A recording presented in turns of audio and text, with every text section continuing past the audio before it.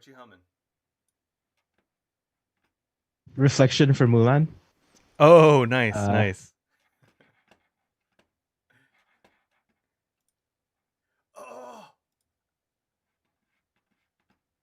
it it was really terrible. yeah.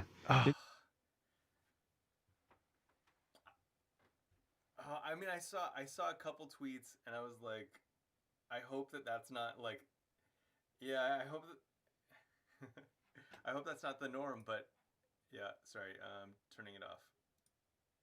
Okay, cool. It should go away now. Were you hearing us coming back? Ah, shoot, that's the one. Why is why on earth are we hearing that?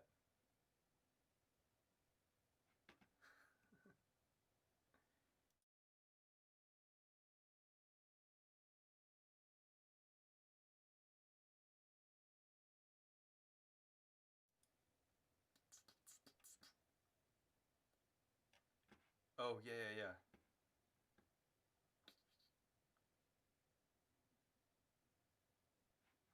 It is me. What is going on? I have it paused though. I have it paused though on my YouTube window. You know what? Yeah. You know what it is? I had a different window open. Sorry. Should be good now. Okay.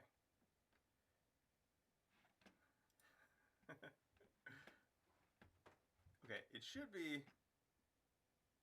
Yeah. It should be live. We're just kind of chilling. Um, and I'm gonna yeah have this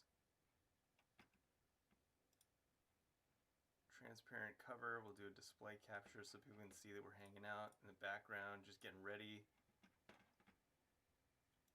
I'm I Yeah, I'm so bad at all this stuff.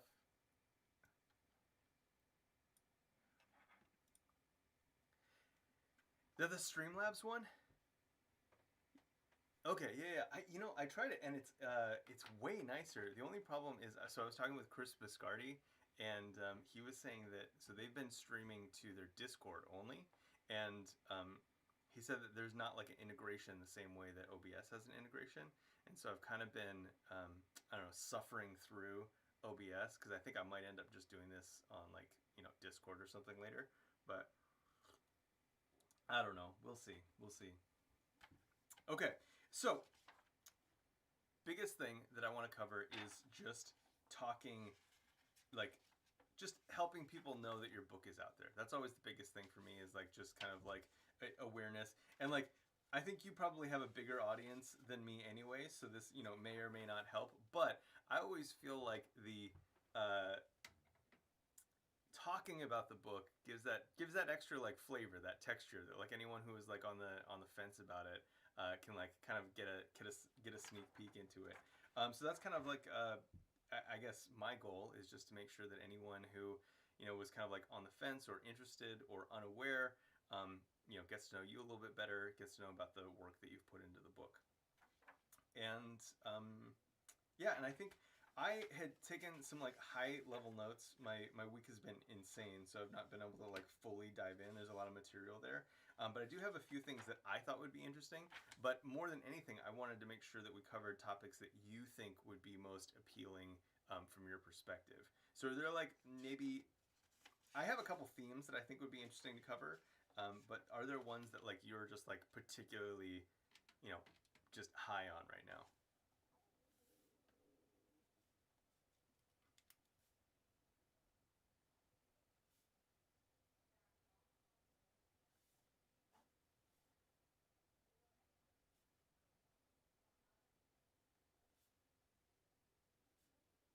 Yeah.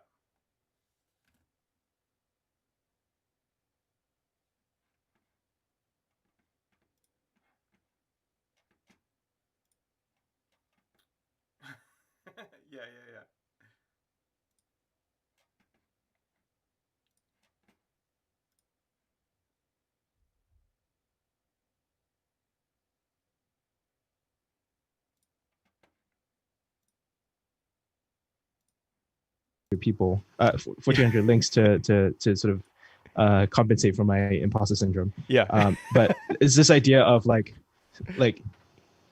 maybe you disagree with some of them, maybe you agree with some of them, but just like have this core set of beliefs, and then just keep working on those for like 30 years rather than cycling through idea after idea after idea. Yeah. And then I think it also matters that the reason it's so much harder to write a non-technical book over a technical book, just like it's so much harder to write a non-technical talk over a technical talk. Sure. But like ironically, that's the thing that lasts longer than any language or library or framework. Yeah. And then the other thing which I'm pretty sort of still thinking about, which is like how that translates on from like sort of the career side of things into like the personal side of things. Yeah. So the end of the book talks about the operating system of you. Yep. How you can get the best advice in the world, you can watch the best talks in the world, best courses, best blogs, best books. But if you don't have a system to incorporate it into your daily life, you end with nothing. So that capture mechanism isn't really established until you sort of think about that as well. So yeah, Okay, a lot cool. to talk about. Yeah. Tons to talk about. And I have some notes. Let's see. Let me pull out some of the ones that I kind of like starred as thinking that they would be like pretty fun to talk about. Let's see. There were a couple of just like high level things like acting for the job that you want. I thought was a really interesting concept. And I know that that's been super helpful like for me. Let's see.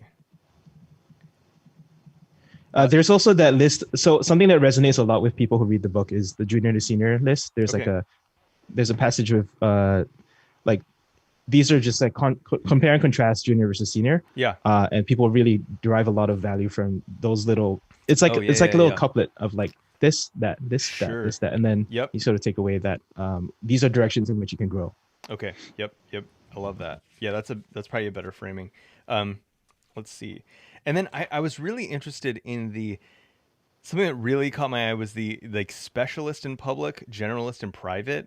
And I felt like that Oof. really Nice. Yeah, I'm definitely gonna bug you about that because I found that super interesting. Let's see. Another one that I have found personally valuable, like in my experience, is the pick up what they dropped concept. Pick up what they put down. Pick up Yep. what they put down. Yeah. That is, man, like such invaluable advice for. It's so dumb too. I know, right? but yeah. Like who knew? Like if you respond to people, they respond back. Like Yeah. no, we actually refer to that one so much in the Discord that we actually give it like an acronym. So it's like PUTWPD. I'm looking for a better framing because it's really not. I just haven't found one. Like people get what do you mean when you say pick up what they put down. Yeah. So yeah, I think that's great. Let's see, specialize. So this one for sure. I mean, we're just gonna run out of time to be honest, but stupid question safe harbor. That's yeah. so Let's talk about that. It's so important. So I'm just consolidating into a smaller set of notes. Let's see.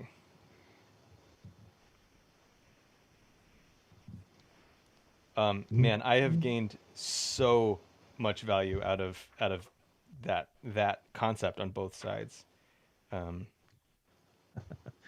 It's very much a lot of it was kind of riffing off the first episode that you had me on. Remember that I think it was 2018 at React Rally, where I kind of came up with that phrase about how you can learn so much for the low price of your ego. Yeah.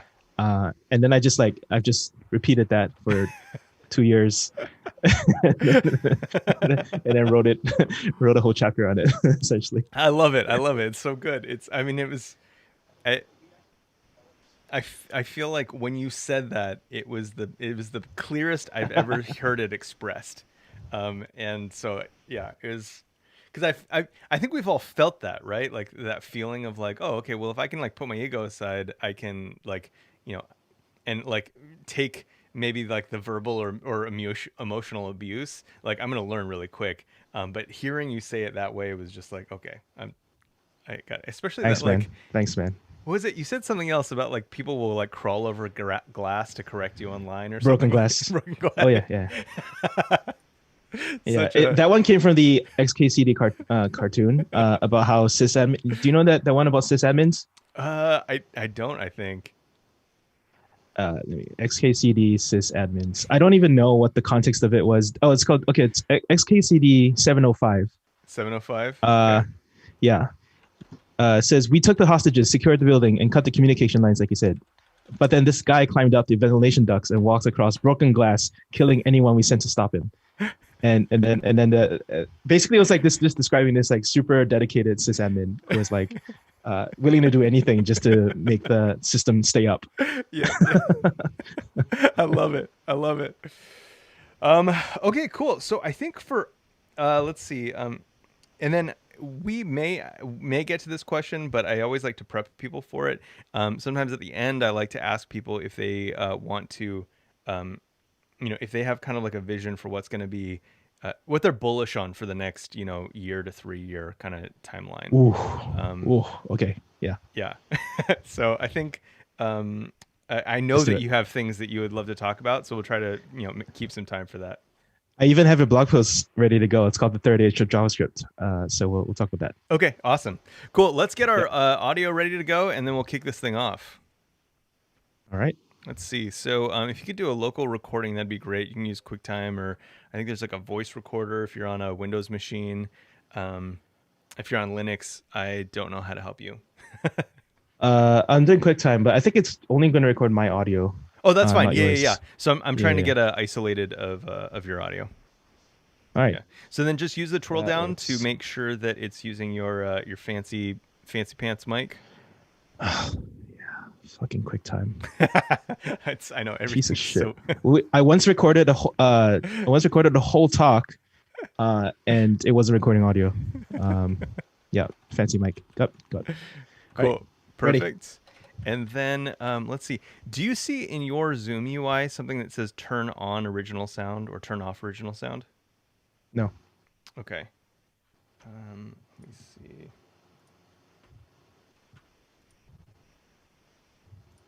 Okay, it's fine. I just wanted to ask because it could make things maybe sound a little bit better for people listening, but I think we're good.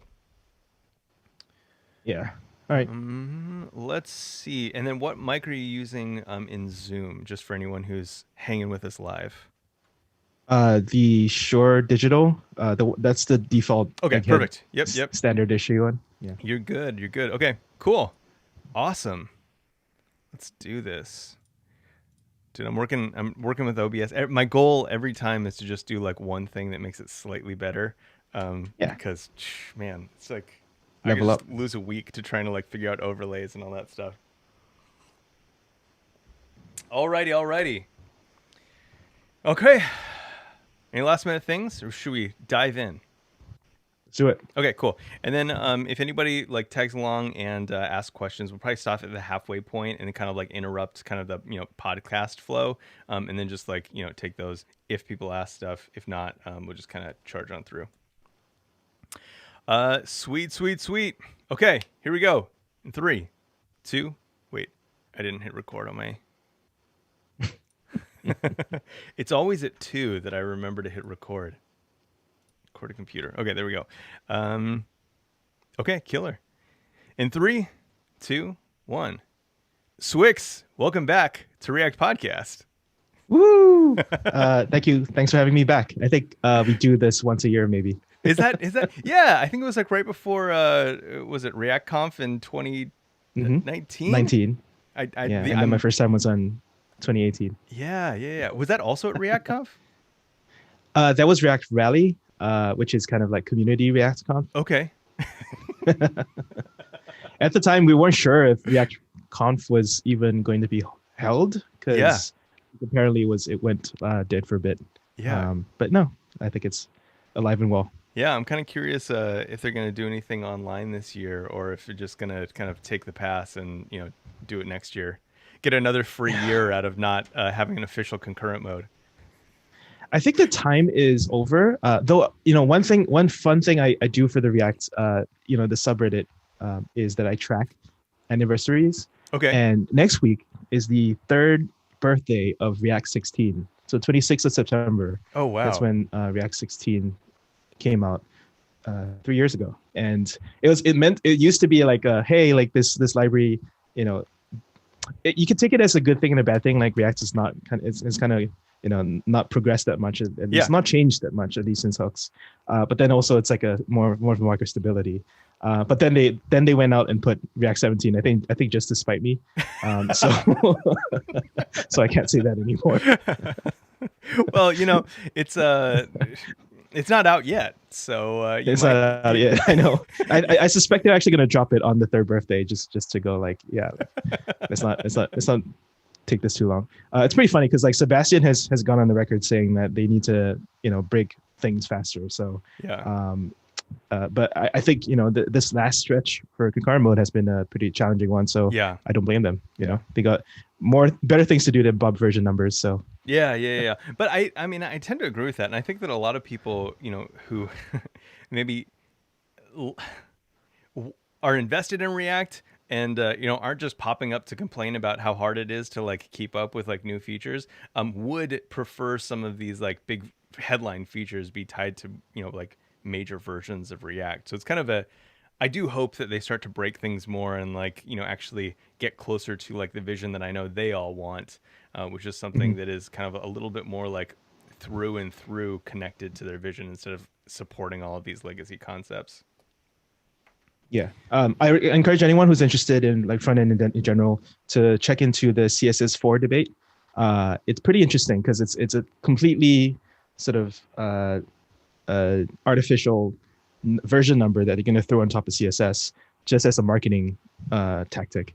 But version numbers matter in terms of like communicating forward progress, and I think that's what they're trying to go for. Interesting. Where would, if anyone was interested, where would they check out the debate around CSS4? Just CSS tricks. I think they have a CSS4 article.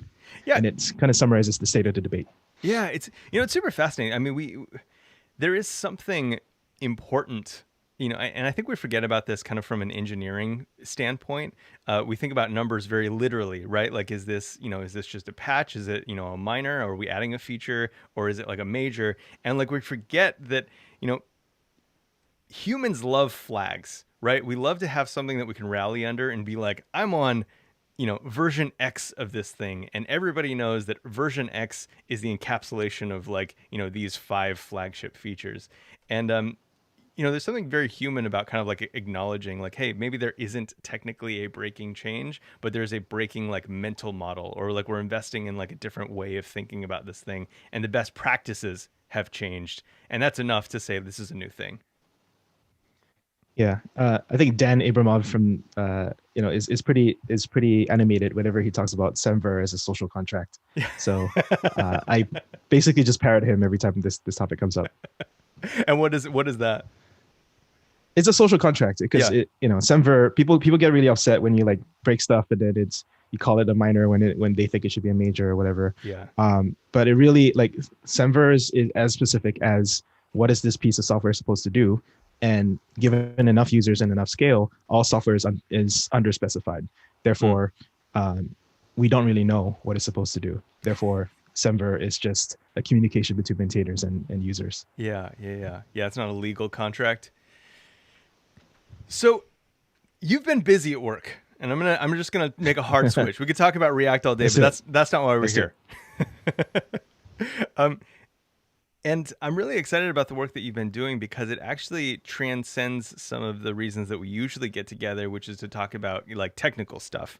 And you're talking about how people actually make a career around coding and all of the things that they would need to know, all of the avenues in which they could take to get there, what it looks like in like different styles of work and different technologies and how to, choose yourself. So I want to ask you, like, just, for anyone who's not familiar with it already, tell me a little bit about, the Coding Career Handbook and like what it has meant to you over the last, year specifically, but maybe even, 3 years before that. Yeah. Thanks for giving me the opportunity to talk about it. Because it's really hard to, it's really awkward to pitch my own career advice. So it's better to have it to someone to talk it through with. And it's also really weird to talk about it, given that everyone knows that I haven't been in the software industry that long. But I've objectively done well. Yeah. But like there's still a lot of stuff that I don't know. So it's like a very weird thing to write. And I think the main reason I wrote it was the Learn in Public essay that everyone knows me for, is just like objectively the most sort of impactful piece of writing I've ever done. Yeah. And so when I sort of thought about like what else do I have to say about this idea, and I think there's a lot that goes beyond just Learn in Public, and I think that actually is the more interesting stuff that I always want to talk about, because especially like the more you sort of get familiar with programming, with frameworks, with libraries, with languages, you realize that they're just what probably matters on a longer term basis is sort of meta skills, like the skills around the coding. Yeah. And I think I got this phrase from Charity Majors. She says like the coding is always the easiest part of the coding career. And Charity Majors is the CTO of Honeycomb, used to work at Facebook, and I think was early employee at Parse. Anyway, so yeah, like and I think another founding ingredient for like why I was like, okay, this is a project that I should work on, was I did a survey of every public engineering career ladder. So like time to time, some companies actually publish what they use to evaluate their own engineers and promote. And so I have a list of like 30-ish engineering career ladders. Actually, not that many, right? Like there should be more. But anyway, so like I mean, this is not like confidential. We should normalize making it public. Anyway, so I studied all of them, and I realized that like the way that people evaluate their software engineers, especially the more senior you get, only about 1 in 4 of the criteria are actually technical in terms of like your technical competency and leadership. Everything else is about like working well with teammates, having business impact, understanding the bigger picture. Like, quite frankly, like 75% of what you're evaluated on as a software engineer is nothing to do with code. And you have to have technical knowledge, but then you have to apply it to your organization, your team, and maybe at the more senior level, your industry. And I think that's an interesting insight that like at the end of the day, we're code enabled humans, and then and we try to apply that to other stuff. So it's like that realization, and then there's the question of like why now? You know what I mean? Like and I think it was an observation that because I had 2 months off between leaving Netlify and joining AWS where I am right now. This is the only time that I will ever write a book like this, and I think mostly it's focused at this idea of like let's target this junior to senior transition and try to really nail everything that people should have this understanding of as they transition from junior to senior. And I think most people, like the reason that there aren't that many books that exist in this process is that people don't really stop to write books about it.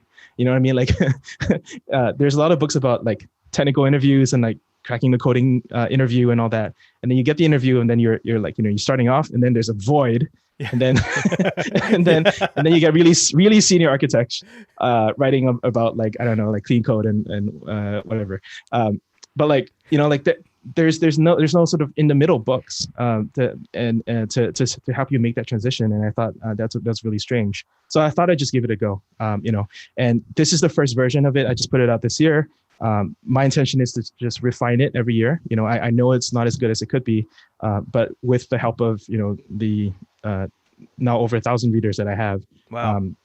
Try to make it better every year. And, maybe it's not the best book for junior seniors this year, but in 10 years it could be, so I think it's I'm trying to live that whole philosophy that I'm describing, which is kind of, you'll never be, perfect on day one, but like you just make a small step and then you sort of keep pushing the boundaries as you go along. Yeah, well, I mean, something that has always struck me about this like notion of Learn in Public, because it is just speaking personally antithetical to the way that I live. Like I and one of those people who just wants to like get it all polished, get it all nice, and then like just kind of like, you know, have this thing wrapped up in a bow and like put it out there.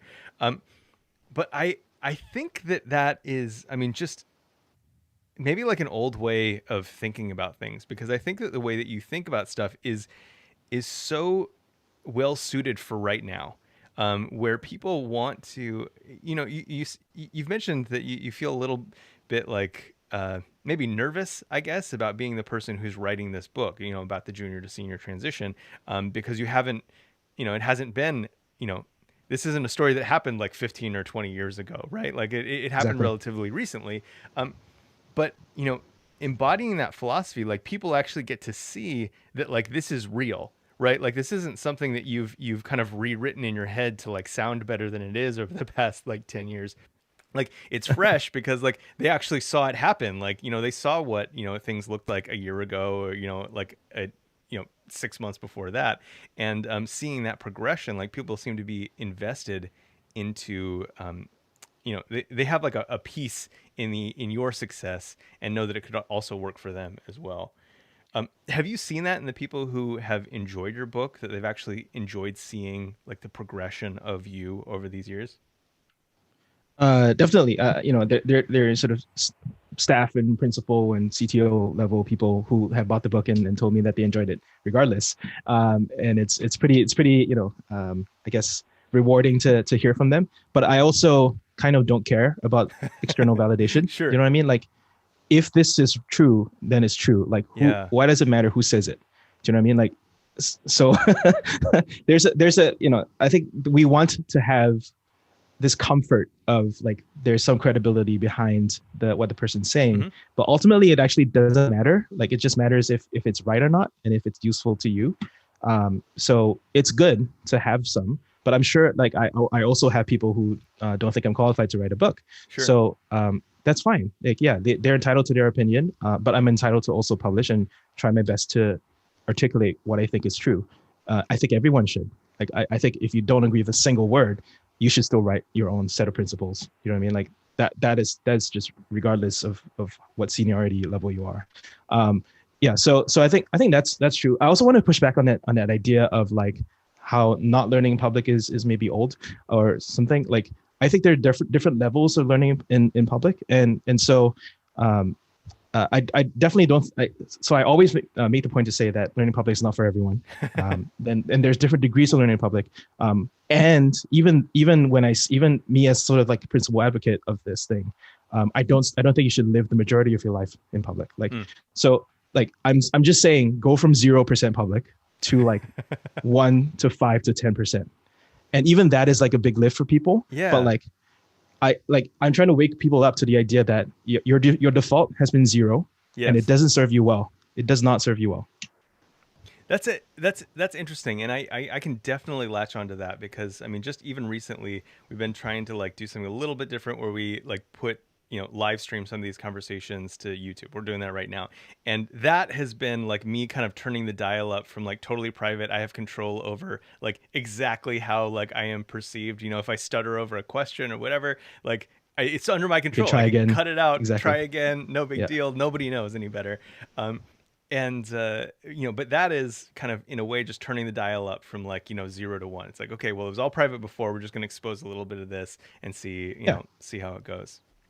Honestly, if you speak at all, I think you're already like way more public than most. Sure. And I also think that at some level of audience reach, like with great audience comes great responsibility. You do owe it to your audience to sort of moderate how much you put out there that's totally raw and unverified and unchecked. So you do need some polish at some scale, but it's probably a lot bigger than people think. Sure. People think that like 20,000 Twitter followers is big. It's not. It's nothing. Yeah. Well, especially but, since they're only seeing a subset of your tweets anyway, like on any given day. Correct. Yeah. So like, like you should always like be like kind of like on the edge of what you're comfortable with, and just kind of pushing that. But definitely, I'm not saying publish everything sort of half done, super low quality. I definitely don't want to be the cheerleader of that either. I do encourage polish. I just also think that a default mode of like I'm trying to correct for the default, and the default is private. That's all. You know what I mean? Like, Yeah. of course, try to polish things if you can. Sure. Yeah, and I think that that's a really good distinction, right? Like, it's not that you are trying to put misinformation out or like bad quality work. It's just that like when you Yeah. learn something, don't be afraid to share it at Yeah, the place exactly. that you're in. You don't have to be an expert before you start sharing things. Yeah. Now I'm kind of curious. You've mentioned that people, have responded like, what right do you have to write a book? And that seems kind of odd to me because, effectively you're writing a manuscript and like distributing it for people who want to, buy it. What is it that you think that people, I guess, have in their mind that makes this like some type of sacred ground that is only available to, elites?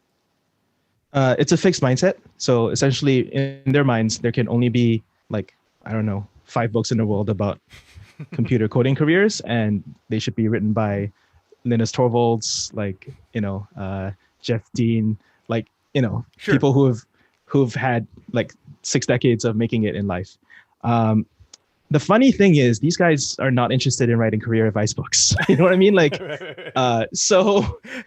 so I think one thing is the fix versus growth mindset, like not having, saying like, I only want to, I think what they're telling, what I hear. So, when I launched on Hacker News, and I got to page 1, and it did well for what it was, which is, a pretty expensive book. What I hear when people comment these things is that they're just not my target audience, and so I don't pay them any mind. I think that people who are creators, like you are a creator, so every podcaster that I explain this to doesn't really get it because you're sympathetic to the idea of what it's like to create. Sure. But these people who don't create lurk in the comments, and then they tell you that they're not your target audience. So I just don't pay them any mind. Their opinions are good for them, but they don't have to affect me. Yeah. Well, I ask because I know that this is probably one of the biggest reasons that people hate learning in public, is because, especially for the type of work that, is represented by, coding, when you learn in public, you open yourself up to criticism from this whole class of kind of like classic programmers, maybe, who are really just kind of like constantly like judging your, what is it, credibility or like ability to be like sharing something. And so it feels like you're kind of like living this thing that you're actually recommending to people. What are some like tactics that you employ for not taking it too personally and continuing to create and publish anyway? It bothers me, right? Like I read it, it does get me down, does get my feelings. So something I actually have a chapter on, I have a section on my book called Dealing with Haters. And this one actually comes from Paul Graham, who founded Hacker News. So he knows a thing or two about dealing with disagreeable comments. And you just remember that there's this hierarchy of how people engage with arguments, right? Yeah. At the basis level, there's sort of name calling and ad hominem, like I'll attack your character instead of attacking your point.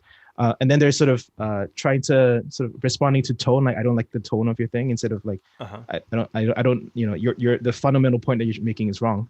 And then it goes all the way up to refuting the central point. So like what level of disagreement are people engaging with you with? So if they're just attacking your character, your backgrounds, and not really disagreeing with your point, then that's the level that they're choosing to engage with, and you don't have to respond to anything on that level. You can just choose to be better. It's an interesting tactic. So you can look at that chart, and we'll find a link to that chart. But you can look at the chart, triangle, yeah, at triangle, and basically decide at which point you want to engage with people, and just disregard the rest. Yeah, just have a filter, right? Yeah. Not everyone's opinion is equal. Yeah. Now I want to go back to something that you'd mentioned, and this ties into like the necessity for a book like this that talks about that junior to senior transition, is that most of what differentiates a junior from a senior is not like raw coding talent. And I want to press into that because I think that might be one of the most important things that we covered today, is like, what are those things?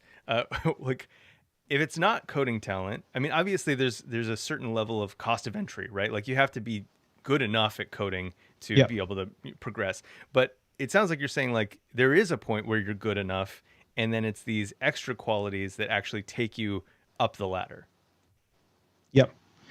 So the point at which you're good enough is essentially, can you be assigned a task and independently execute without supervision? That's the bar that a lot of people stop at for what is a senior engineer. And it's a pretty good bar. It means that, like, I can, the buck stops with you. I can hand you a Jira ticket, a project, whatever, and trust that you'll take it from beginning to end. And if there's something that's a deal breaker and a blocker, you will throw the exception instead of suppressing the exception. So I think that's a pretty good contract to have with your senior engineers. But then there's also like a lot of I guess non-technical bars, and that's kind of what I discuss in like the junior and the senior section. So it's, for example, one of the other descriptions of senior engineers is that they're multipliers for the rest of their team, right? So they help to train other engineers. They help to work on infrastructure that I guess enforces code standards, or builds the architecture that sort of prevents a lot of technical debt in future. They know how to migrate between legacy and systems and new tech. I guess new solutions that they're trying to adopt. Those are all very, very desirable qualities of a senior engineer as well. So I in the book, like, I actually kind of break it down to 4 broad topics. So like it's kind of like code. There's code level stuff. There's learning, how seniors learn versus how juniors learn, how juniors behave, so behavior, and then the last part is how they impact their team. So code, learning, behavior, and team. And I have any number of comments on each of those sections, but I just wanted to keep it high level. Yeah, absolutely. Well, something that I find interesting that you mentioned, and I think I have been just processing this a lot over the last couple years, is something you specifically mentioned about the ability to migrate from legacy tech to new tech. And I think that we see this a lot.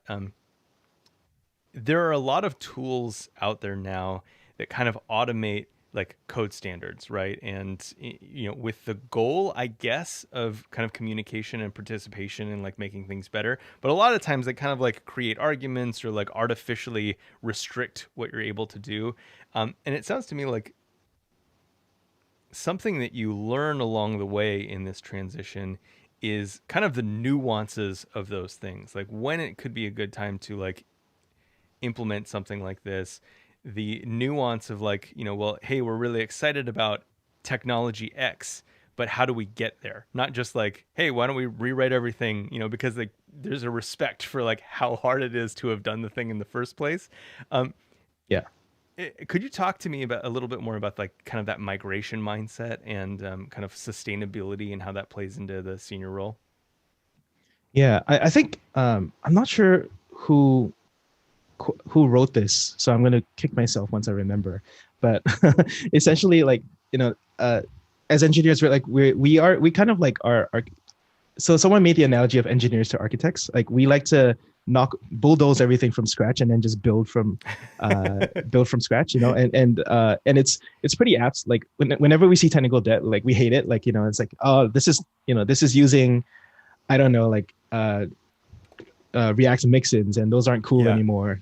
Render props, those aren't cool anymore. Sure. So let's just like take a cycle and then just like refactor this whole thing. And it really takes some level of maturity. Haml, so it really takes some level of maturity to say like, no, like, yes, like this is a pain, and we have to kind of deal with it, but like that's not so important right now. This is and it takes some judgment to make that call, but then also sometimes to make the opposite call and go like, yes, like, okay, it's gone to a point where this is actively slowing us down, and if we slow down, we can speed up later.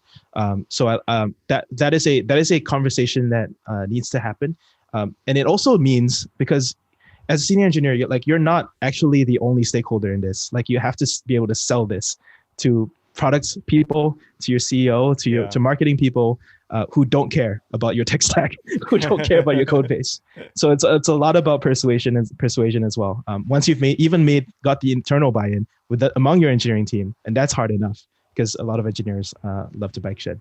But yeah, I mean, I think that's a like, sort of very high level view of like, sure, what that looks like. and then I also talk about like some sort of migration strategies. I really like, you know, something that they do at Uber and Facebook, which is just extensive use of feature flags instead of long-lived branches. I like that idea as well, and it seems like the industry is kind of slowly moving Sure. that in that direction. As so in other words, like feature flags as a way to sort of test in production, to migrate everything in a single code base, and then eventually delete without much disruptive change. But it works until the point where feature flags become technical debt themselves, Sure. instead of a methods, instead of a means to clear technical debt. So Uber actually wrote a tool to automatically scan through, like I think they had like 7,000 feature flags, and then they scanned their code base, and then they were like, okay, 2,000 of these are actually not in use anymore. We should delete them.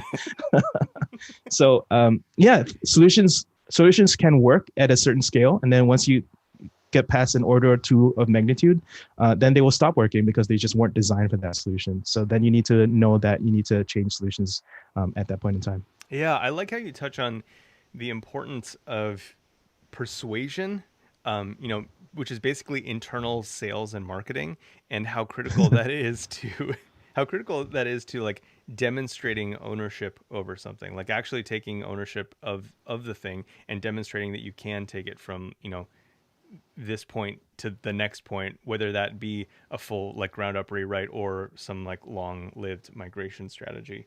How do you see people demonstrating persuasion in these four groups that you've talked about, like like code, learning, behavior, and team?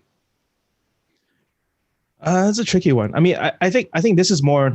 I mean, I was just thinking more about migrations and technical debt in general. Whereas this sort of four aspects, it was just more. These are where I notice the biggest differences between junior and senior are, and in my attempts to really condense and summarize multi-dimensional thing into four, those are what I landed on. So I don't really have a strong view on that, on how persuasion applies to each of these things. I don't. That's that's something I have to think about for sure. Okay, I think. Yeah. I'm just gonna take a pass on that. Yeah, totally. Yeah. It's kind of a weird question. I think it's something that I'm maybe independently interested in, but I do want to kind of tie in some of these ideas. Behavior, like that's a big thing, and I think we did kind of touch on that in kind of the way you think, the way that you decide to roll out a decision, how easy you think it is to maybe theoretically roll out some type of thing. How does your behavior, how do you think about behavior as representing you and being able to be a vehicle for taking your career kind of like up the ladder? Well, people really, people remember what you do, and talk is cheap, but it's definitely more about what you do than anything else. I kind of don't view it as like doing anything in order to be perceived as doing the thing is very performative. Okay. You should just do it because it's the right thing for you at that point in time. Sure. So that's kind of how I approach this thing. Yeah, it's very much like, honestly, like it. Instead of trying to look good, just do the right things, and hopefully it will end up looking good more often than it doesn't look good. And I think that's much better than trying to skip to the end result of just looking good as in the end result. So that's why I try to talk about things like the other thing I also like to push back on is a lot of people, when they're asked what's the difference between a junior and a senior engineer, they always sort of cast the junior engineer as like the bad engineer, and then senior as the good engineer.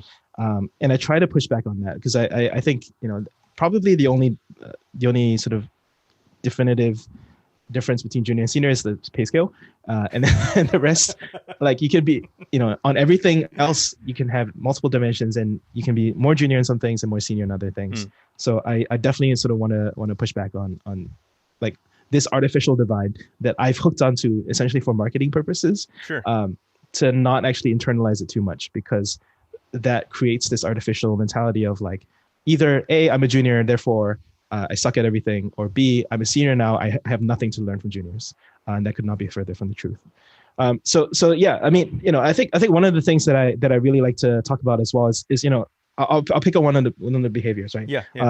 When evaluating technologies, juniors will typically like look at the developer experience based on like the getting started, like look at this awesome talk, look at this getting started, look at this hello world, look at all the other people who use it. That's great. Whereas the senior engineers might look for they've seen a lot of these and they've seen a lot of it not work out. So they'll look for hidden costs in terms of user experience and in terms of abstraction leaks. Like all abstractions are leaky. Like where does this hurt me? Like a lot of times their first question will be like, okay, like this all sounds great, but what's the catch, right? And if you don't get a very convincing answer as the catch, they know that you're trying to bullshit them.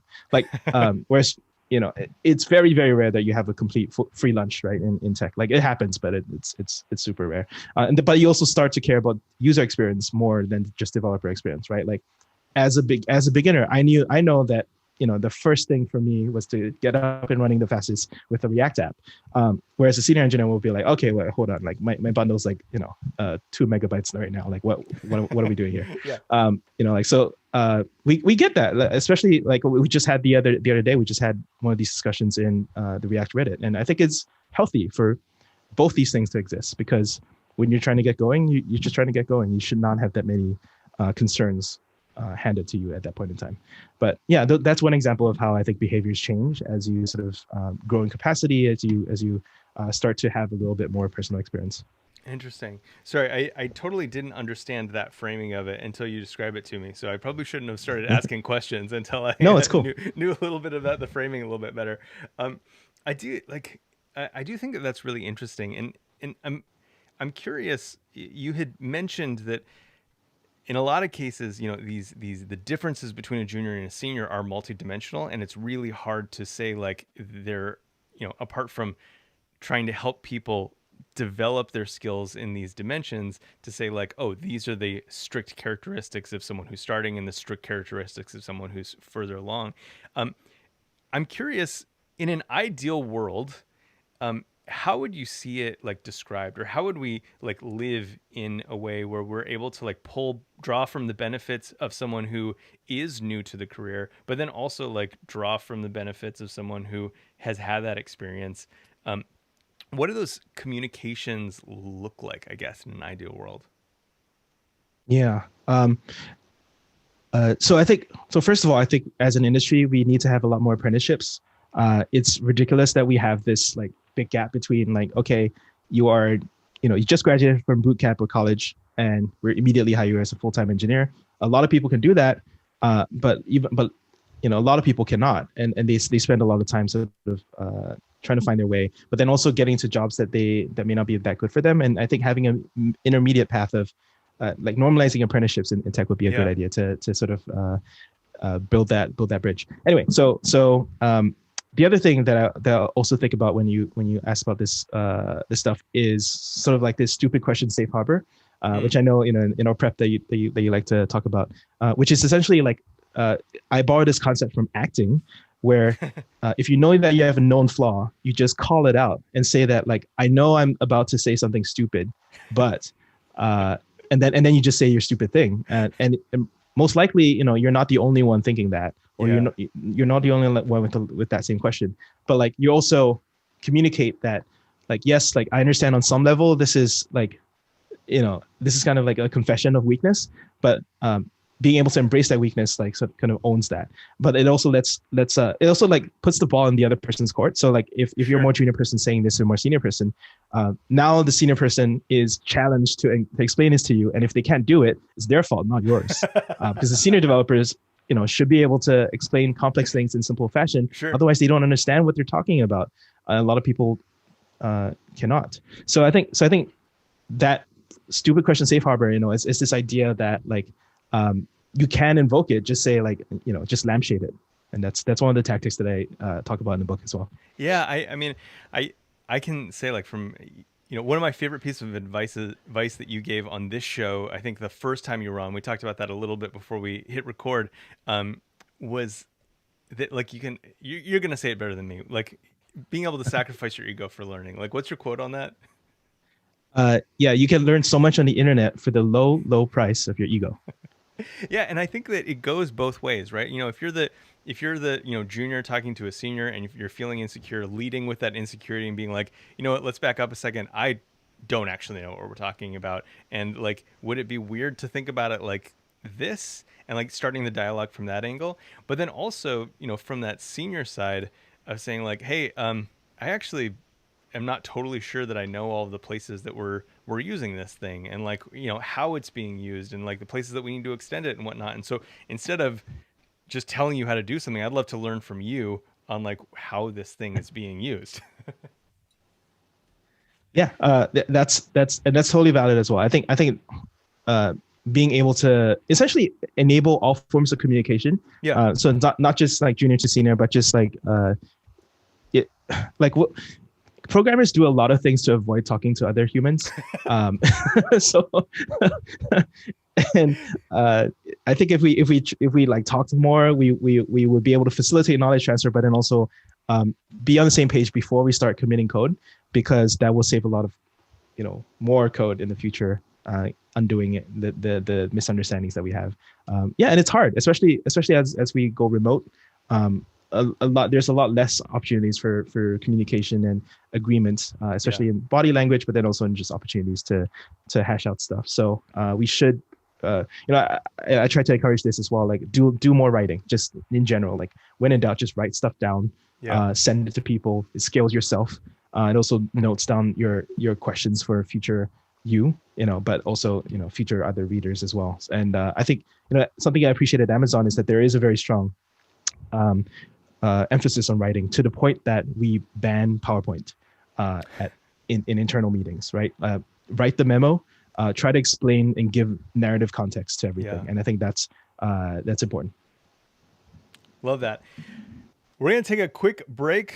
Mikhail, we're going to maybe cut this out and then jump back into like actual like interview discussion, but we're going to answer some questions because it's 1:40 and Hassan has asked a ton of good questions. So why don't we like dive into those just right now for anyone who's benefit of anyone who's watching. So the first question is, so for someone who's considering writing a book, but is early in their career and doesn't have an audience, would you recommend blogging for a while to build some credibility / audience before writing a book? Yeah. And then my answer to him was yes. Next question. You know what I mean? Like instead of, before you write like 100,000 words, maybe you write a few hundred words and do it for a few times and work your style out before you commit to the big thing. Yeah. The other thing that I've actually, so I've been binging this podcast by, what's his name? Cal Newport, the guy who wrote Deep Work and So Good They Can't Ignore You.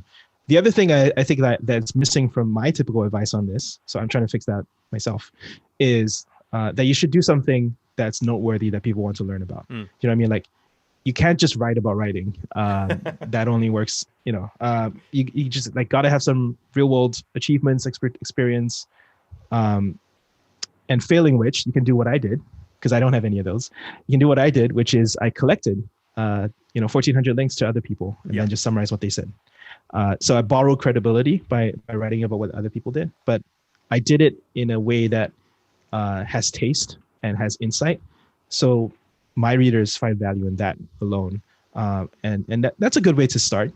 I definitely don't see this as like the ultimate value, but like, what's really captivating writing, like anything written by someone who's like just done something huge, and you kind of don't care, like spelling, rules of grammar, structure, like all that shit doesn't matter. Like it's just like, have you done something cool? And your audience will come. But you also like, I guess like, some level of writing ability does make sense, and you should practice that before you write a book. So yes. Nice. Another question is, and this could be a big one, so we'll keep it kind of like narrow, but what do you think devrel would look like over the next 5 to 10 years? Yeah. Interesting, because I'm also like, I've got a complicated relationship with devrel. My skills are very, very good, a very good fit for devrel, but I kind of dislike devrel as like, it's like a kind of like a dead end career. It's not, because developer tools companies are extremely hot. So I think this will become a full-fledged sub-industry with its own conferences. There is a devrel con already. It's just not very good. But like there will be a CSS tricks of devrel. There will be thought leaders of devrel. There'll be like there'll be gatekeeping. There'll be Sure. whatever. Like this will be a whole thing because it's so important to developer tools companies, and it's proving pretty effective because traditional marketers, when they come to developer companies, and I've worked with them, they're very well-intentioned and very skilled at what they do, but they're completely ineffective at talking to developers at all. Like they the things they care about and the things that developers care about, completely no intersection whatsoever. So yeah, you need to hire developers and get who can talk, and then pay them to talk for a bit, and hopefully that developers like to talk to other developers, and I think that's what will happen. So Hassan, I wrote a post about developer exception engineering, which you can find on my blog. You probably already read it, but for those who are seeing this, a lot of devrel right now is giving away free shit and being happy all the time. I think that developers need to give a lot more of a crap about the unhappy path. What happens when things go wrong? And typically that's not the domain of devrel. Devrel is very much like happy-go-lucky, like look at how quickly you can go from zero to hello world. And then you're all alone when you get to like the bug, the deprecation, the like, hey, like you said this is a feature that you have and you don't really have it, like you have some shell of a feature. We all have that stuff. How much do you own it? How much do you work with your product teams to really build that? And how well do you communicate with your community of people to minimize that surprise and actually make them successful regardless. So like things like, when your status page goes down, it's actually a political fight within the company to like say, sorry, when your service goes down, it's a political fight within the company to update your status page, because one, you're like you want to update your existing customers, but two, you also don't want to scare off potential customers. Sure. And so it's all about like, do you want to serve customers you don't yet have, or the customers already giving you money? Obviously, I'm very biased towards one, but I think I kind of call this developer experience off the happy path. And there's a lot of try in developer experience, but we need to do more catch. So that's the catchy phrasing that I think. I like that. I like that. That's good. You're so good with the catchy things that are just so visceral. Thanks, man. And part of this, I also want to impress on other people. You sound smarter when you've written about it before, right? Like the only reason I have all this thinking organized is because I wrote it down. And so when I'm asked to talk about it, I don't have to prepare because I guess I already did the preparation. Yeah. And I have all these turns of phrase that I've worked on. Like that took me a day of thinking about how to phrase this. Yeah. Do you know what I mean? And you can borrow from yourself now. You'd mentioned borrowing from other resources, but you borrow from them, and now you've collected enough of your own thoughts to be able to borrow from yourself and kind of like moving forward. And that's a lot of how you actually create these new thinking is just mixing up what other people said and applying it to something a little bit different and new. Okay, cool. Last question, and then we will jump in. Thanks, Hassan, for bringing all the questions, man. This is awesome. He's a part of. He's a reader, and he always brings really good questions. So thanks, Hassan, for always being a dedicated member of the community. And I think he's definitely practicing the pick up what you put down philosophy. Yeah. I think he just needs to keep going with it. Yeah. Awesome. Let's and I definitely want to talk. I have a big star by that philosophy, so we're going to talk about that when we jump back in. So let's see. Last one. How do you know when you know your tools enough and can move on to learning new things versus continuing to focus on your core tech and its ecosystem? Yeah. You never know, you know what I mean? You can only kind of guess. So it's fine. Like no one's as certain about things as they portray on social media. So there's definitely that level of imposter syndrome out there that social media definitely induces on you.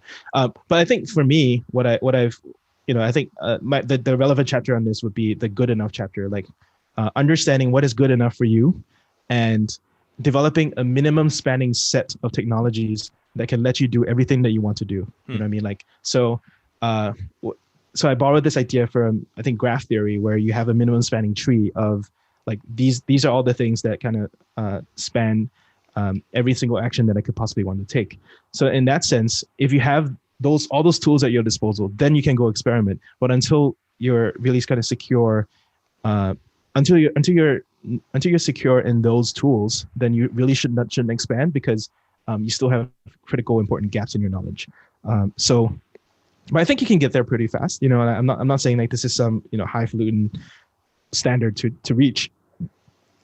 So yeah, you know, I basically hit my limit with React about 2 years in, and now I'm experimenting with other frameworks. Yeah. And I'm happy with that, because I know I can get a job in React anytime I want. Yeah. You know what I mean? Like, I'm very secure in that. Therefore, that lets me experiment with other things. Yeah, that's fine. Cool. Love it. All right. We're going to jump back in. Mikhail, right now, I just wanted to, man, we have so many things, like we're already I'm at sorry. like, no, we're already at like an hour, and there's like, I could just talk to you for forever about this stuff. Maybe we'll have to do like a version 2 of this chat. But before we jump back in, I was kind of thinking, I really want to talk about the borrowing credibility, because I think that is something that's I think that's a powerful starting place. And I think that could probably tie into like picking up what others put down. Sure. And nice. Very nice. Let's see.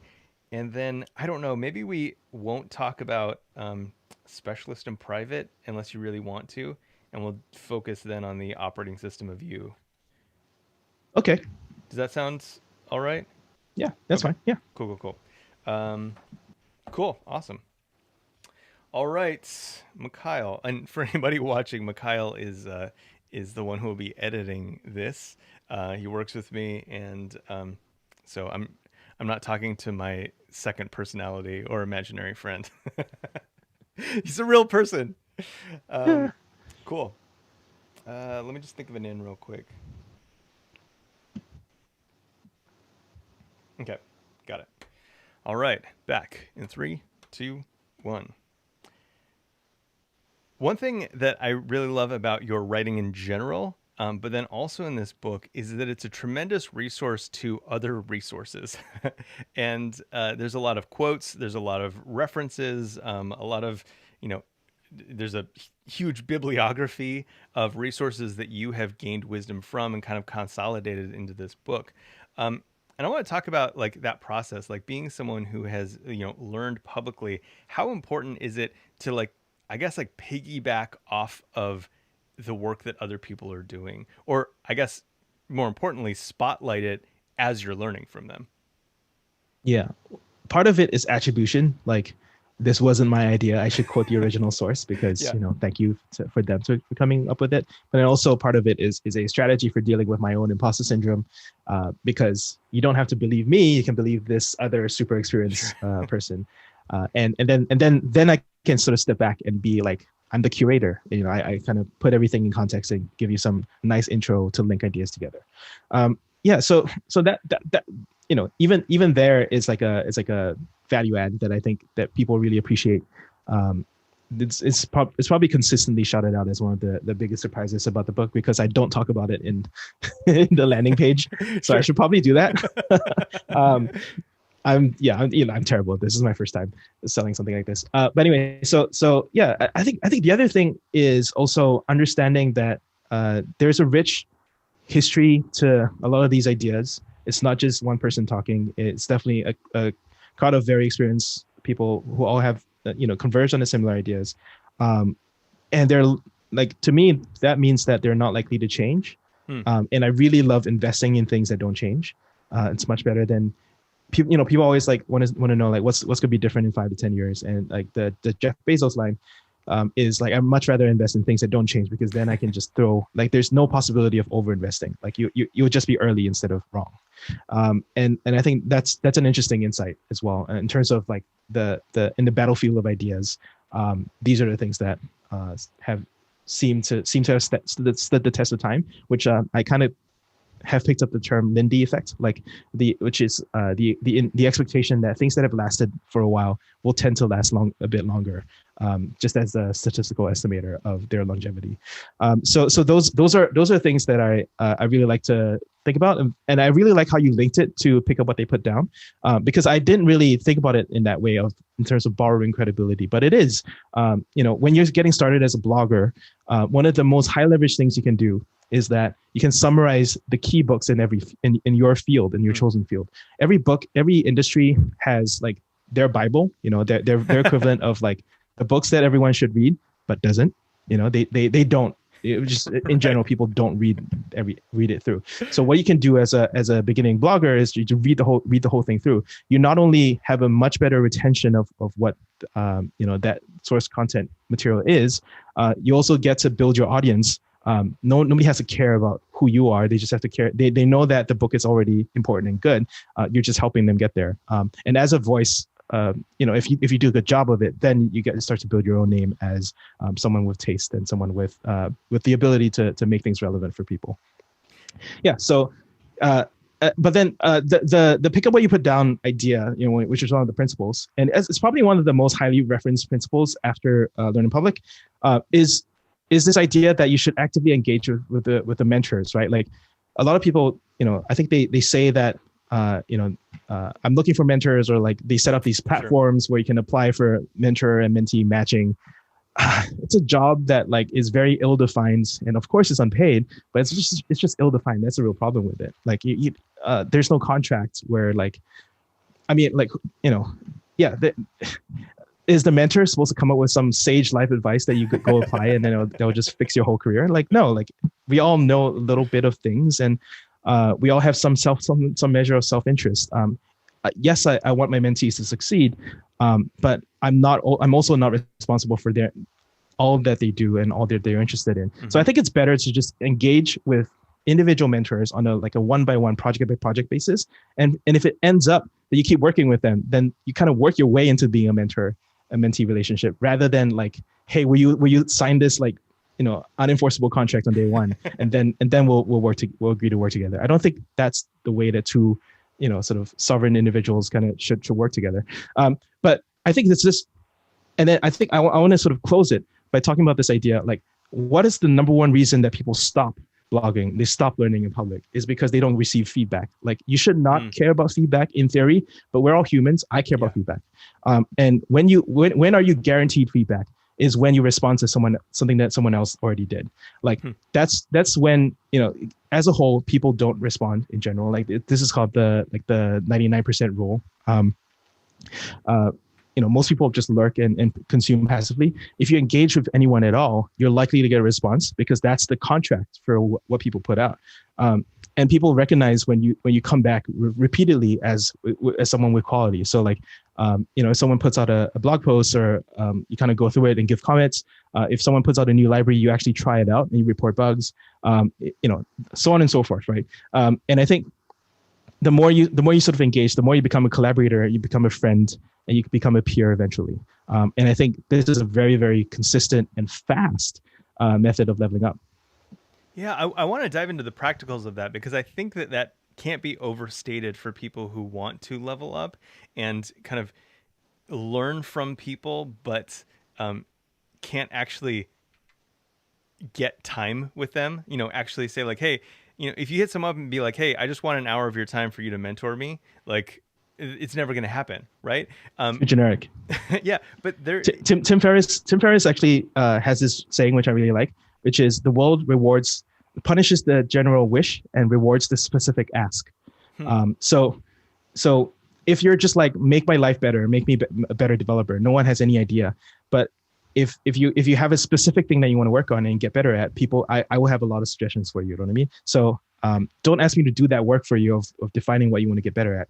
Figure it out for yourself and then engage with the experts. It's interesting. So in a practical way, what would this look like? Would this look like commenting on other people's content that they've put out there, kind of giving feedback on stuff that's like on Hacker News or Product Hunt, like you mentioned, giving feedback on PRs, investing in open source, taking on a feature. Yeah, keep going, right? Like there's so Lee Hao which is one of the community members. He literally became a Svelte maintainer by going through the code base of Svelte and seeing that there are a lot of to-dos, and he followed up on the to-dos and sent in PRs, and then they made him a maintainer. but like, yeah, like read through source code, actually try out stuff that people launch. There's bound to be bugs. There's bound to be, stuff that you don't really get. You even, you have the benefit of saying like, I'm a beginner, so I give you the beginner's sort of perspective on this. And of course they want to improve it and make it more accessible to people who are not experts, because these people are experts, and that's the one thing that they don't have, which is the beginner's mind. But yeah, no, I think probably the easiest one that most people can do is sort of summarize, like restate, reframe.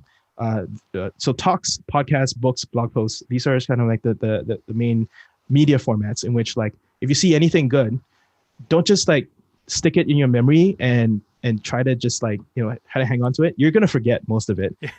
And you're going to miss out on a chance to tell people about it. And you're also going to miss out on a chance to engage with the person who connected to it. Like, it's pretty funny. Like, if you actually, just randomly email the authors of your favorite books, they're likely to respond, because most people don't do it.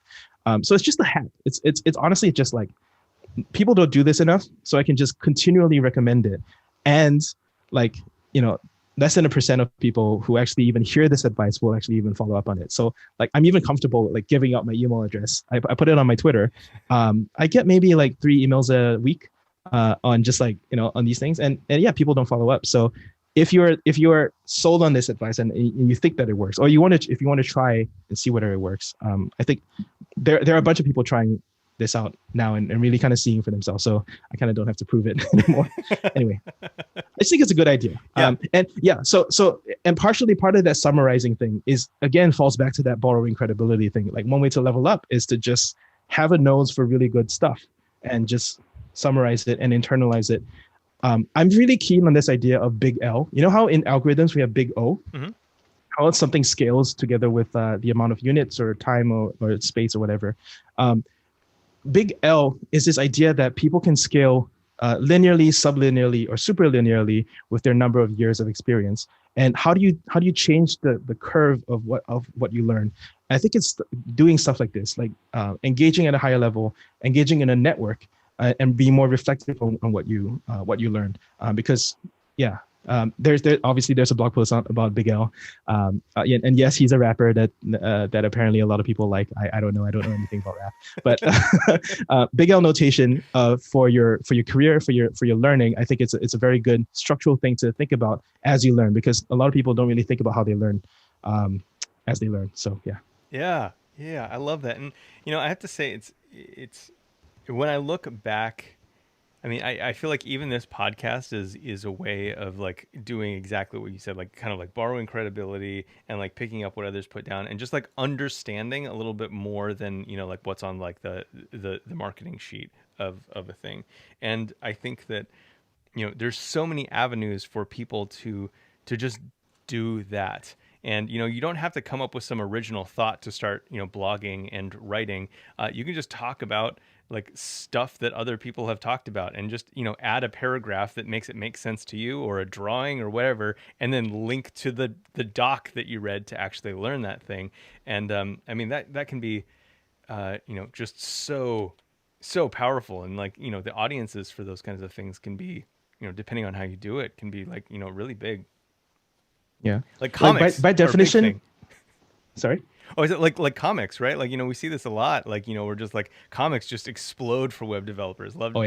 People love seeing like comics of, code and, mental models and whatnot. Yeah. So Julia Evans, Lynn Clark, Samantha Ming, anyone with a modicum of like artistic ability, which rules me out. Yeah. If you can sort of make tech, we're so used to like just really dry and boring technical stuff. So if you can actually make it more accessible by drawing or illustration of some sort, then you really, really stand out.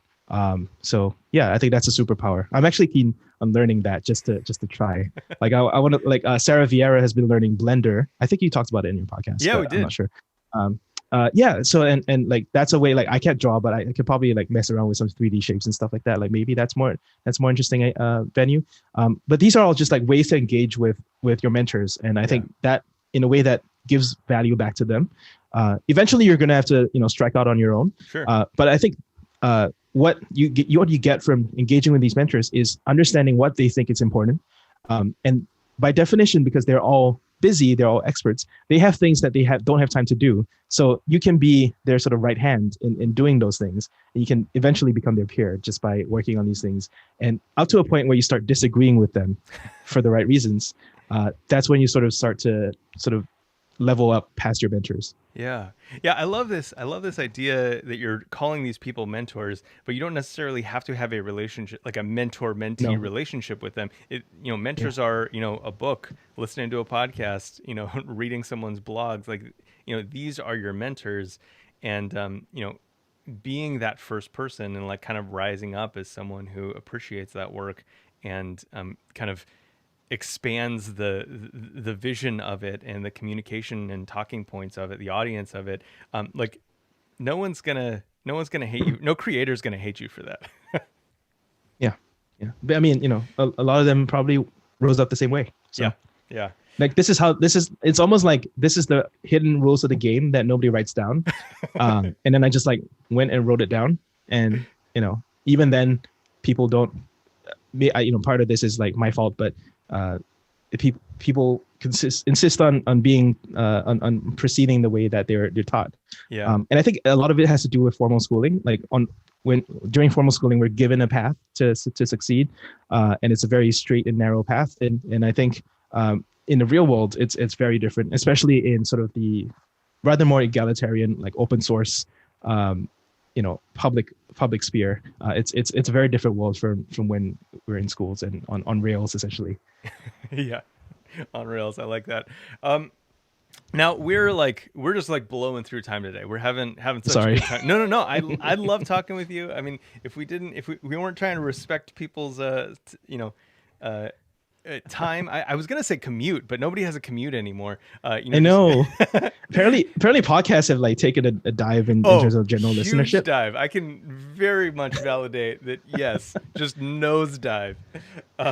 Yeah, commutes are very critical to maintaining a podcast audience.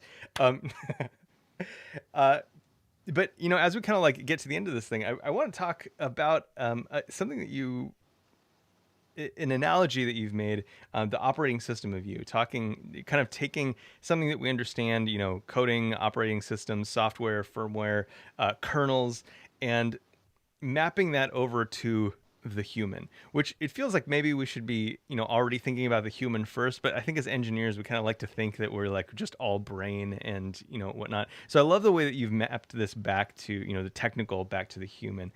Tell me about that concept, where it came from, and what the core philosophies of it are.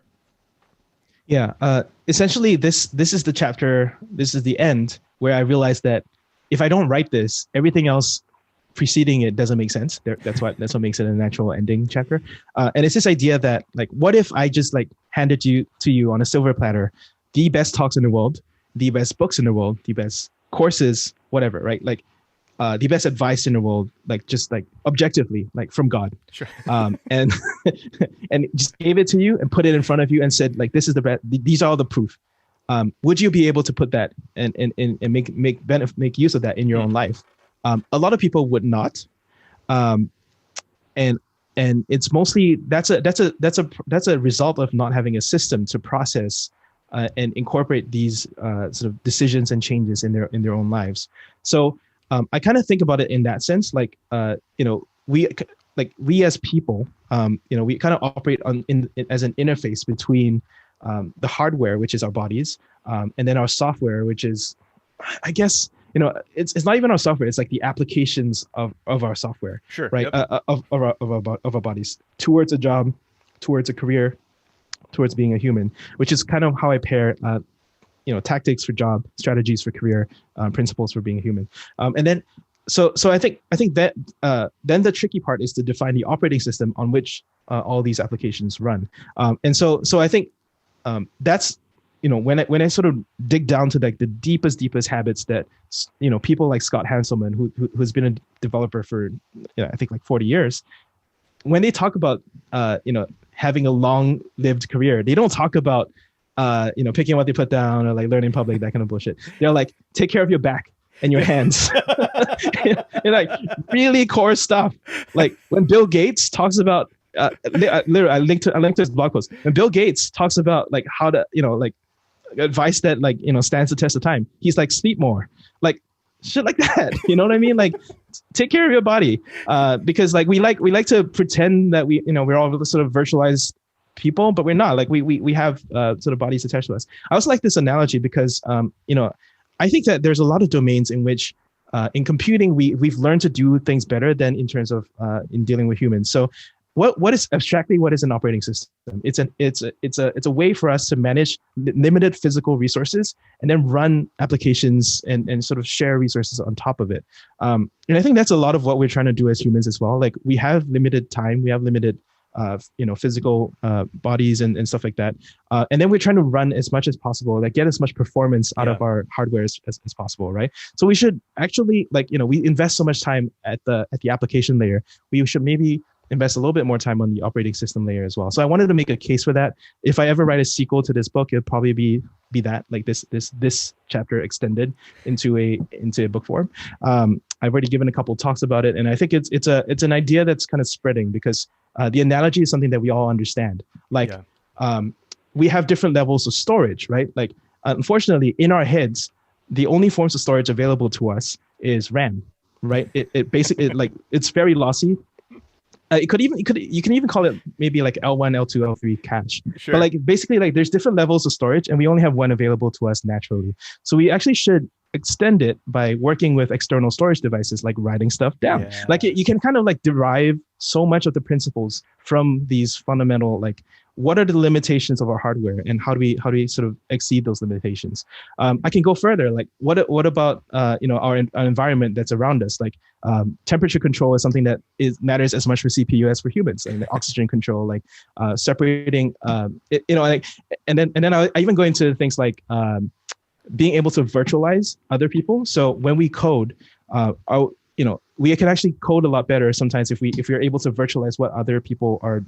Like test our code against our model of how other people behave. Sure. So like the preemptive code review is another interesting idea that sort of falls out of this model. So there's all these ideas, and I think scheduling is another one that I'm pretty passionate about because I'm not very good at it. So this is very much of a learning. I put it as like the final chapter because I was like I'm least qualified to talk about this. But like, do you drop tasks? Do you have a problem prioritizing? High. Low urgency, high important things in your life. That's a lot of where we get screwed up because a lot of times we prioritize notification bells and like pings and like DMs and stuff like that, which really don't matter. I'll do the important work after I get to inbox 0, and it's like just unsubscribe from all that shit and move on with your life. There's just a system to triage and manage and batch. Yeah. I talked about all of that in these ideas, and something I got from Sarah Dressner as well is this batching idea. But then the last one that I leave all the way to the end, right? So what is at the core? Like you can strip out. These are all sort of like extraneous stuff that is like it's nice to have for operating systems. At the core of what an operating system is the kernel. It's the process that drives all the other processes. And if you lose that, which for humans, it's motivation. We call this drive. Like I use the word drive. If you lose your drive to code, you will stop coding. And we see that so often in tech.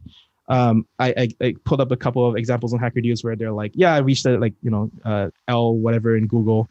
I'm being paid, hundreds of thousands of dollars and I'm totally unmotivated and I feel like quitting and burning out. So I think, maintaining that drive and motivation to keep going and to work, to understand that, the code that you work on may have a broader impact in something that you care about. I think those are really core important things to keep track on. So the last chapter is kind of like a mixed bag of all these ideas, and it's an invitation to explore more because I definitely don't think I have the answers, but I think these are, like when we talk all the career stuff, it's cool, it's interesting, it might get you more money, but like ultimately you want to stay in the game, and that's and not burn out. And I think that's something that we should all spend a little bit of time talking about. Yeah. Speaking of that last chapter, one of the quotes that you have in there that I had not heard before, but is just so concise, is from James Clear. It says, "Your outcomes are the lagging measure of your habits. You get what you repeat." Yep. And I think that that is so it really ties into everything that you're saying is that, and I think even what you said at the beginning, I don't even know if this was before or after we started, but talking about focusing on shoot, what was it, like systems over objectives, Goals. maybe Yeah. goals, yeah. Systems over goals.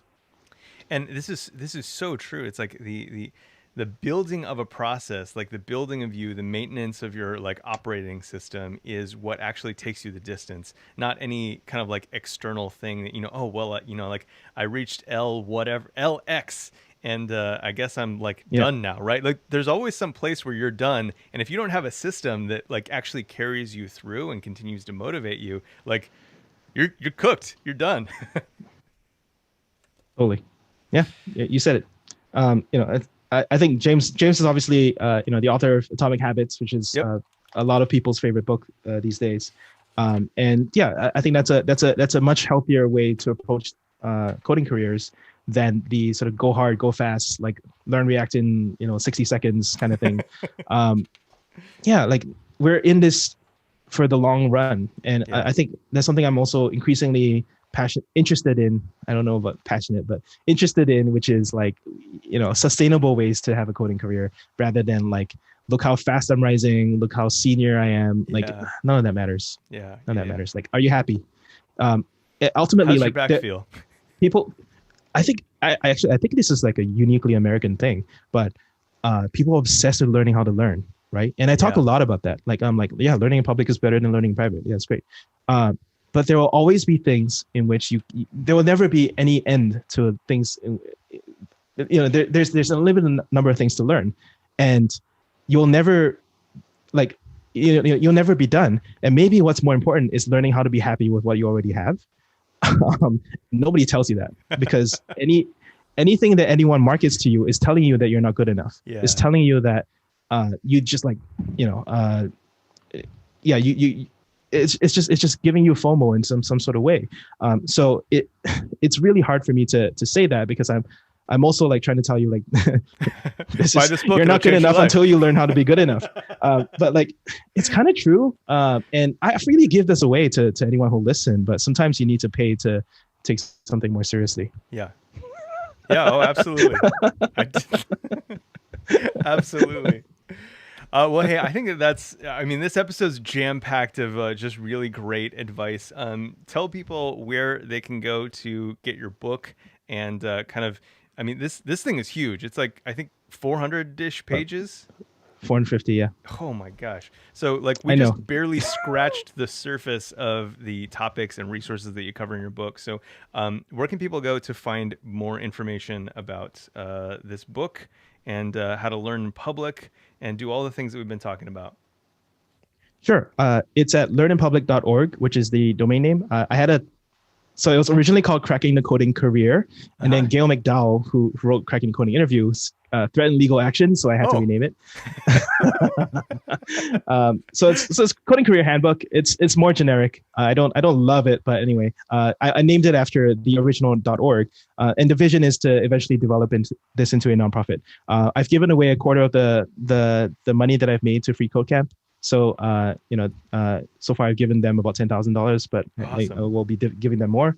And then for listeners who made it all the way through the end, I always like to give a little something for people who, follow through, because people often don't follow through. So create a coupon. So it's learninpublic.org/query C = ReactPod40, and they'll give you 40% off everything. Oh, awesome. And we'll link that in the show notes too. So if, or I guess, should we not? Should we just leave that as for the people who follow through it's hard. The end? It could be hard to type, so it's a query param. Sometimes people get it wrong. I just leave in the show notes. It's fine. Okay, like I've done this for every podcast, and then the sales, like people just don't get to the end sometimes. So totally. If people want to, they can take me up on that.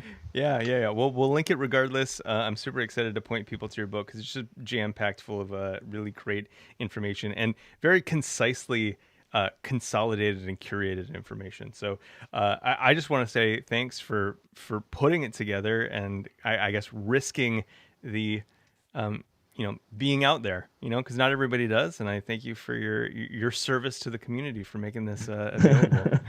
You're very kind. But yeah, like, look, I very much acknowledge, like, this is the first book I ever wrote for money. And yeah, like, I hope that this will be the worst version of the book. And what I can say is, I'll try to publish a new version every year and make it better. So I need your feedback. Let me know what you think. And you can reach me on Twitter at Swyx. And the book has its own Twitter as well. So it's at coding_career. Awesome. Well, go out, check it out. Thanks everybody for listening. Thanks, Swyx, for being here. Thanks for having me. We did it. Woo! Awesome. sorry I speak so fast. I'm like nervous, but no. Like I'm excited about this. I don't get a lot of chance to talk about it. I love that you just kind of like go through.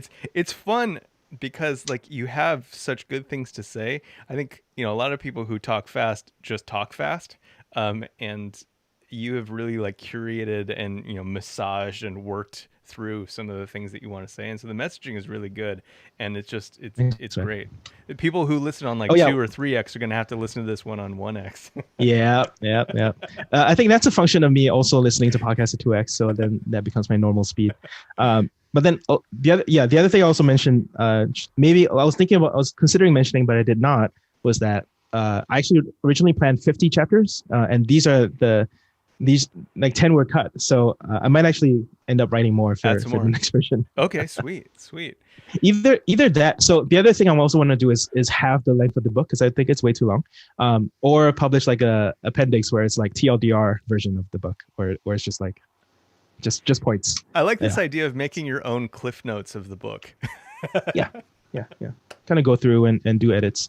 Part of the reason why, like, I had one reader who was like, there's like, so like all the wording looks good, like the least number of typos I've ever seen in a book, in a self-published book. And I was like, yeah, because I did the audiobook version, so I read through all of it. Oh, nice. And so doing an audiobook is a really good way to force yourself to read everything. And if any wording sounds wrong, then that's your prompt to go fix it. Oh, man, and then obviously you get more opportunity to spot spelling errors. That is a really interesting trick. I'm always fascinated with workflow stuff, like stuff that makes you're adding stuff, but also those things that you're adding are making the process more virtuous. And that's super... dude. I even live streamed writing 2 chapters of the book, and then at the end I took it down and then I sold it as like part of the premium package. Oh, interesting. So people who are interested in like how to write, learning how to write a book, more than just the career advice stuff, they can buy that to experience it. But it's kind of like selling your byproducts, which is like, I was going to do it anyway. I might as well live stream it. It's good for people who are interested in my process and who are following me at the time. But then I'm going to take it down and then put it behind a paywall to add more value to people who actually want to write a book. Yeah. I love that. I don't know if Hassan is still in there, but he had a couple questions. Do you want to cover those, and then we'll kind of like wrap up? I think it's just one. Was it just one? I thought it was 2. Yeah, or maybe one of them. He had a question 5, which was play some guitar. Oh. Okay, we might have covered this even, but question 4. When borrowing credibility for blog posts or book, I've seen some people go one step ahead of just linking and do an exclusive interview with some experts. Do you recommend this? Yes, with some caveats. So I've been interviewed by some people who basically just sent me a questionnaire and then I filled it out and then they posted it. So essentially I did the blog post for them. I don't like that. Obviously, I'm not going to agree to do that anymore. Yeah. But I did have a guy who actually just had a Zoom call with me and then he transcribed it, and that was nice. Great. Nice. So then I could share that, and that was really cool. So yeah, most people say yes, especially if you're not reaching out to too high a celebrity. But I think that's totally fine, and you can actually put it on for your podcast, your YouTube channel, and I think that'd be a good way to start YouTube channels. I've actually noticed, especially if you're a student, that playing the I'm a student card really works very, very well for like some of the biggest like names in our industry. So definitely play that if you have that card. I don't have that card, but yeah. You can't lie about it, but if it's a card you can play, that's not a bad way to go. Watch this guy, Philip Kiley. So he wrote this book. He like just graduated from college. He wrote a book about writing for software developers, and it was just like 90% interviews from other people. But he played the I'm a student card, and then like he made a successful book out of that, and then he took that book, and then now he's head of marketing. He's head of marketing for Gumroad. Oh wow. And he's going to parlay that into a bigger and bigger position. But he started off way stronger than all of his peers because he played the I'm a student card right. Yeah. Well, it's interesting. I mean, you mentioned Tim Ferriss in the episode, and he has like full books now that are just full of him literally just transcribing other people's wisdom and interviews that he's done. Tools of Titans was just like a 12 questionnaire thing. I actually read the book in preparation for this career advice thing. It wasn't that relevant because it was mostly like general life advice versus coding stuff, but it's an interesting format. But he can do it because he's earned it. He's interviewed most of these people personally, and he's personal friends with most of them. So yeah. Oh, killer. Hey, is there anything else you want to, I guess, say while we're on this stream before we kind of close out for the day? Should I play some guitar? I'm actually not very good. That's my secret. It's more of an ornament. Yeah, do it. Why not? I mean, like... do you play music? I used to play a lot of music. I do not anymore. Oh, dude, that's so funny. It's so much further away. I thought it was like a ukulele. No, it's just it's my room, man. God. Oh, I don't think this is working. I don't know the lyrics anymore. But anyway, I have a favorite guitar song. Let me look it up. Okay. Yeah. We're in no rush. I want to hear the song. Oh fuck. Can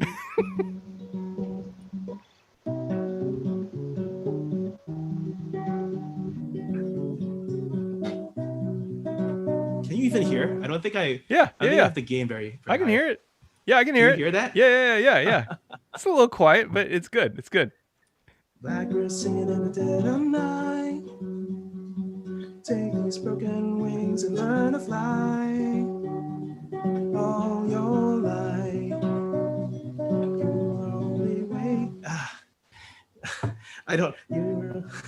God, I'm stressed right now. Like it's, I don't do well in live performances. Also, I haven't practiced in a long while.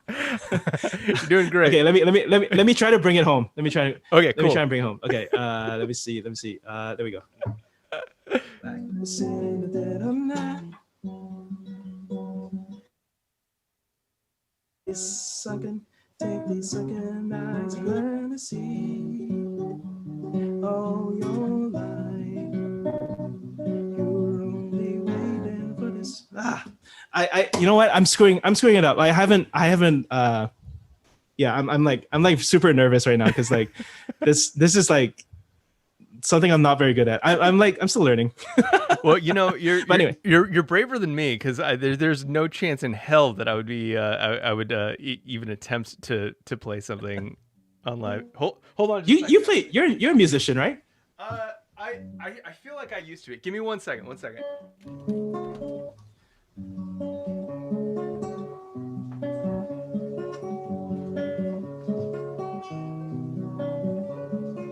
It's amazing. I can't hear myself. That's part of. It's amazing how you can speak right to my heart. Oh, well, I won't say. You know that song? Yeah, absolutely. Is that what's her name? Without saying a word, you can light up the dark. Try as I may, they can never define what's been said between your heart and mine. The smile on my face lets me know that you need me. There's a truth in your eyes saying you never keep me. Oh my God!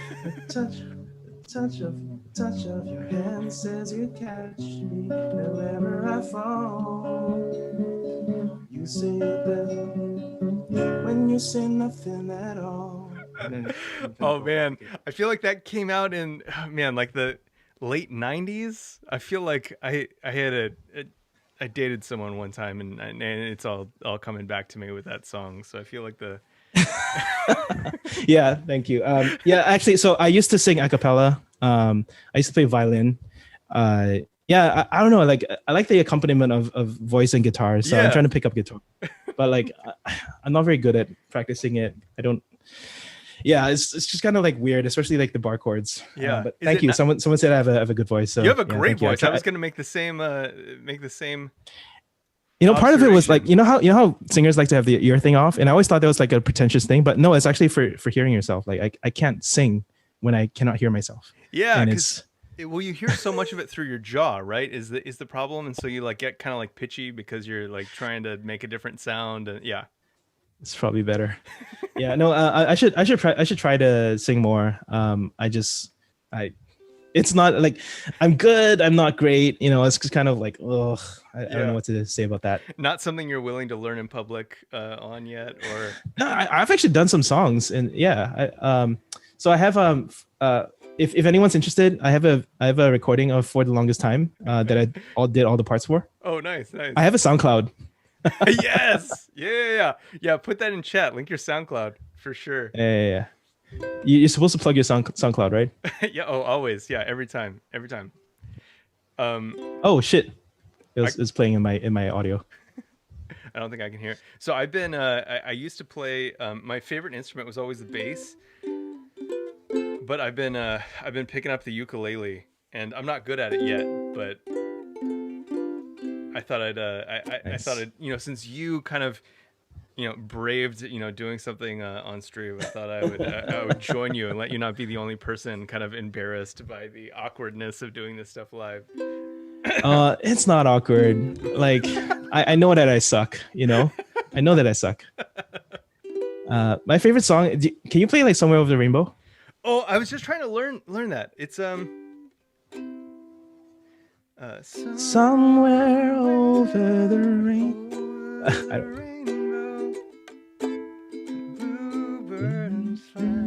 I don't know the. There's a land that I heard of once in a lullaby. There we go, we did Somewhere it. over the rainbow, skies are blue. My sister plays the ukulele. Yeah, so it's so fun because I got it. So many of the chords, you just hit all the strings, you go for it, and you're like done. The one that I really wanted to learn was shoot. Did you watch that Pixar short, the Lava short? Lava? Lava. Oh my gosh. If you haven't seen it, you need to watch it. If you're into Pixar shorts. Oh yeah, of course. Okay, dude. Huh. There's this song in it, and it's gorgeous. But it's like kind of a Hawaiian song, and it's inspired by the Somewhere Over the Rainbow, or that is edition of it. And it's just so beautiful. The song is lovely. The visualizations are incredible. Anyway, it's really good. But it's like, how does the chorus go? I have a dream I hope will come true. That you're here with me and I'm here with you. I wish that the earth, sea, and sky up above will bring me someone to love.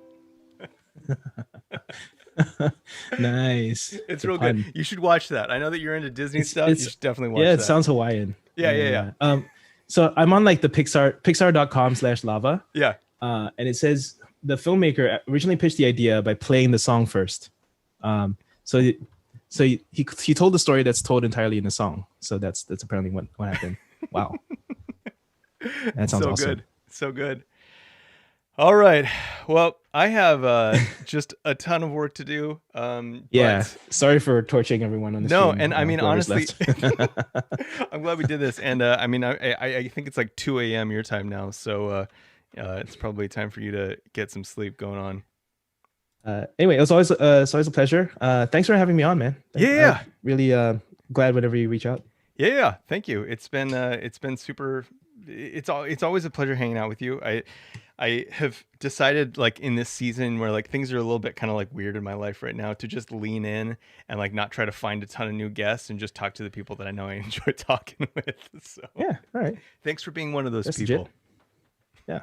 Well, it's an honor. Cool. Let's cut it.